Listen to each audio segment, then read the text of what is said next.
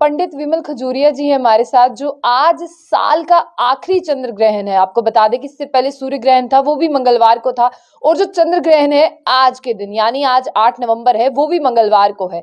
तो जो पंडित जी हैं हमारे साथ विमल खजूरिया जी, इनसे जानने की कोशिश करते हैं, क्योंकि घर बैठे बहुत से लोग हैं जिनकी कुछ क्वेरीज रहती हैं कि हमें ग्रहण में क्या करना है क्या नहीं करना है। उसके बारे में तो पंडित जी जो है वो बताएंगे ही बताएंगे, लेकिन सबसे बड़ा कि किन राशियों पर जो है इसका घातक प्रभाव पड़ने वाला है और किन राशियों के लिए चंद्र ग्रहण जो है वो अच्छा रहने वाला है। तो सबसे पहले वहीं से शुरुआत करते हैं जी। धन्यवाद।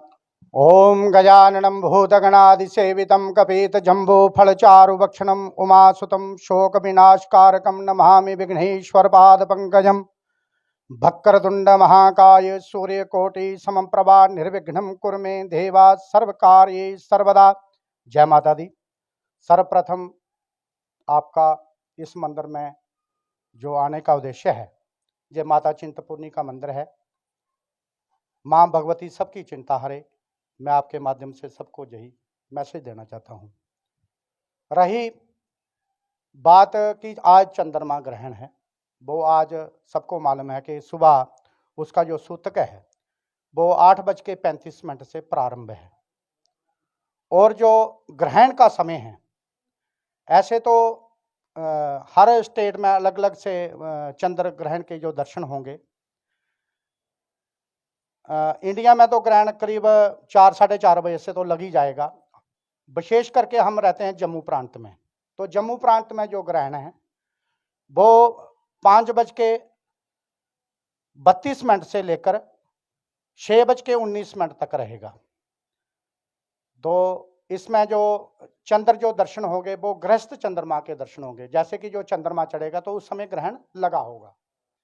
तो आपके माध्यम से सब भक्तजनों को, धार्मिक जो जनता है, उसको मैं यही बताना चाहता हूँ कि ये कोई चिंता वाला विषय नहीं है। परंतु इस जो कार्तिक मास है, इस मास में 2 बार ग्रहण लगा। बड़े समय के बाद, जो एक करीब 15 दिन के बाद 2 ग्रहण आ रहे हैं। जैसे सूर्य का ग्रहण आ रहा है या चंद्रमा का ग्रहण आ रहा है, ये कुछ शुभ नहीं होता है, जो शास्त्रों में लिखा है। दूसरी बात, जो ग्रहण है पिछला, जैसे आपने देखा कि सूर्य ग्रहण था वो दीपावली के दूसरे दिन, जैसे 24-25 को था, तो दीपावली भी थी और 25 को सूर्य ग्रहण भी था, तो उस दिन भी मंगलवार था। विशेष करके कार्तिक महीने में 2 पक्ष होते हैं, एक कृष्ण पक्ष होता है, एक शुक्ल पक्ष होता है। दोनों पक्षों में 5 मंगलवार आ रहे हैं। 5 मंगलवार हैं जो थोड़े से क्रूर, ब्लड संबंधी, जो तेज, हर व्यक्ति के पास जो सहन शक्ति की जो व्यक्ति जो सीमा खो देता है, इससे थोड़ा नुकसान है। रही बात इस ग्रहण में क्या करना चाहिए, इस ग्रहण में खास करके जितने भी युवा बच्चे या बच्चियां हैं जो डिप्रेशन में रहते हैं, जो मानसिक रूप से परेशान रहते हैं, उनको विशेष करके इस ग्रहण में ओम शशि शेखराय नमः चंद्रमसे नमः इस मंत्र का जाप करना चाहिए। इस खास करके जो सूतक काल में या ग्रहण काल में जो जाप किया होता है, उसका जो फल है लाख गुना अधिक मिलता है। जैसे उसका जो फल है बहुत विशेष होता है। ग्रहण काल में भी 3 प्रकार की विधि है।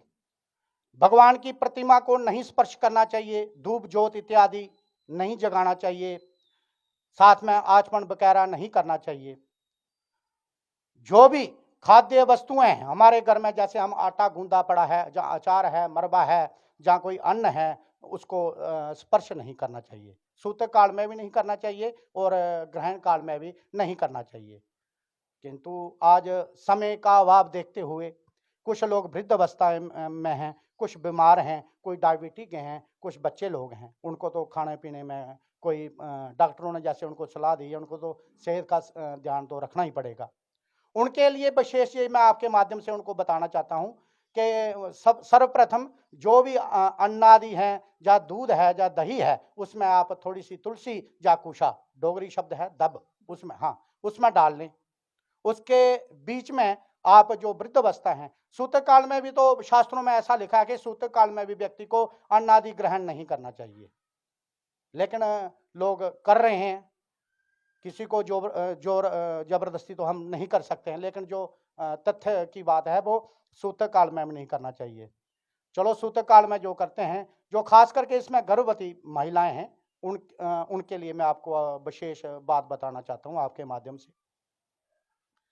जैसे कि कपड़ा धोना, सिलाई करना, कढ़ाई करना, सब्जी काटना, आटा गूंदना या लेटना, ये सारे उनको कार्य नहीं करने चाहिए।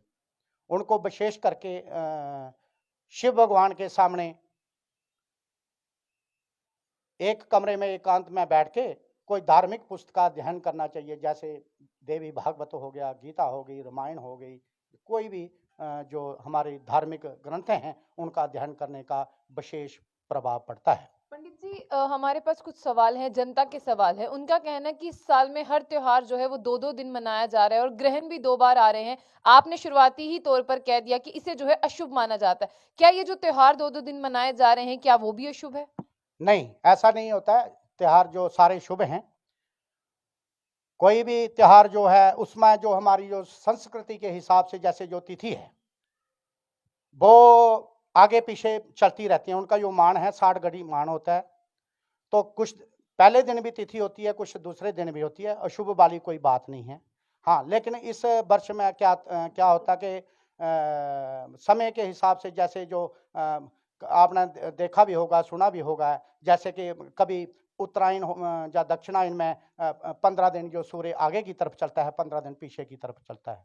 कभी महीना आगे बढ़ता है मनवास के कारण, जो ध्वंसा के कारण जो आगे बढ़ता है। ये कोई विषय ऐसी कोई चिंता का विषय नहीं है। तो आपका जो प्रश्न था कि खास करके जो मैं आपको बता रहा था कि जो लड़कियां गर्भवती हैं उनको इसमें क्या पालन करना चाहिए, उसमें यही विशेष करके ये पालन करना चाहिए कि उनको कढ़ाई, सिलाई इत्यादि का कार्य नहीं करना चाहिए। धार्मिक पुस्तक का अध्ययन करना चाहिए। विशेष करके आपके माध्यम से मैं सब लोगों को यही प्रार्थना करता हूं, जो ग्रहण का समय हमारे जम्मू कश्मीर में है वो 5:30 से लेकर 6:19 तक रहेगा। उसमें खाने पीने का पूर्ण रूप से उसको बंद रखें। चाहे बीमार हैं, चाहे बच्चे हैं, चाहे महिलाएं हैं, चाहे बुजुर्ग हैं, उनको खाना पीना नहीं चाहिए। तो इस ग्रहण में विशेष करके जो सफेद वस्तु का दान करना चाहिए।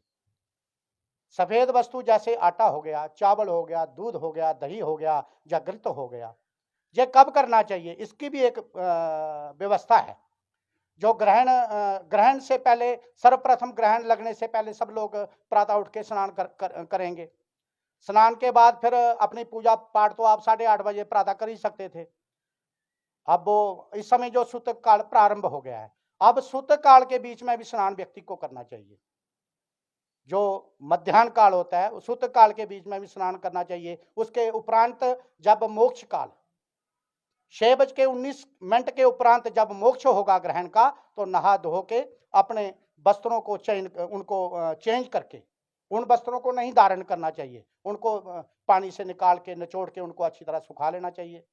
और जिस अवस्था में आप हैं उस अवस्था का थोड़ा परिवर्तन करके अपने अपने मंदिरों में जाएं, भगवान की पूजा करें। खास करके आपके माध्यम से एक और मैं बात बताना चाहता हूं, जैसे कि जिस व्यक्ति का चंद्रमा है, चंद्रमा मन सोजा राजा, चंद्रमा जो मन का राजा है, ग्रहण है जो 2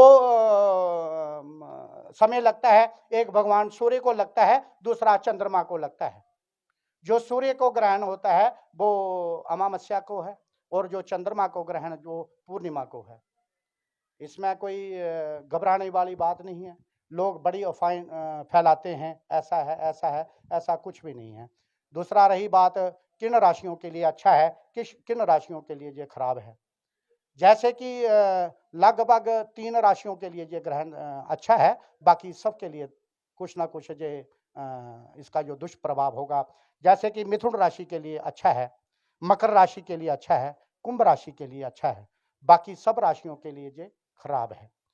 खास करके जिन बच्चों का जो चंद्रमा खराब होता है, या जिसकी कुंडली में राहु के साथ चंद्रमा हो या केतु के साथ चंद्रमा हो, उस व्यक्ति को विशेषकर ग्रहण काल में ओम शशि शेखराय नमः, चंद्रमसे नमः, इस मंत्र का जाप करना चाहिए और चंद्रमा भगवान की जो विशेष पूजा करनी चाहिए, उसके लिए ये ग्रहण शुभ रहेगा। जी, बहुत बहुत शुक्रिया सर आपका हमें वक्त देने के लिए। ये थे हमारे साथ पंडित विमल खजूरिया जी, जो हमेशा ही हमें जो है अपना कीमती वक्त देते हैं और बहुत अच्छी अच्छी बातें जो है वो बताते हैं, ताकि लोग भी ये इंटरव्यू देखें और यही बातों को जो है वो फॉलो करें, ताकि जो ग्रहण में ना करने वाली चीजें हैं उनका पता चले और उनको जो है उनका फायदा हो सके। बहुत बहुत शुक्रिया सर। धन्यवाद।